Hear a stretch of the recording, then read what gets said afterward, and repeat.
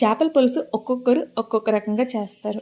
మీరెలా చేస్తారో కామెంట్ చేయండి. నేనెలా చేస్తున్నానో చూసేయండి. ఫస్ట్ చేపల్ని శుభ్రంగా కడిగి పక్కన పెట్టుకోవాలి. తర్వాత వెడల్పు ఎక్కువగా ఉండి, లోతు తక్కువగా ఉండే పాత్రను తీసుకొని ఆయిల్ వేసి కరివేపాకు వేయాలి. కరివేపాకు వేగిన తర్వాత ఉల్లిపాయ, పచ్చిమిర్చి పేస్ట్‌ని కూడా వేసి, అది వేగిన తర్వాత టమాటా పేస్ట్‌ని కూడా వేసుకొని, టమాటా పేస్ట్ కూడా వేగిన తర్వాత ఉప్పు, కారం, పసుపు వేసి ఆయిల్ సెపరేట్ అయ్యేంత వరకు వేయించుకోవాలి.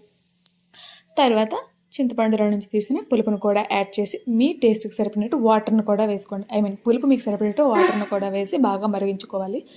చేపల పులుసుకి మెయిన్ ఉప్పు, కారం, పులుపేనండి. ఈ 3 పర్ఫెక్ట్‌గా ఉంటే చేపల పులుసు సూపర్.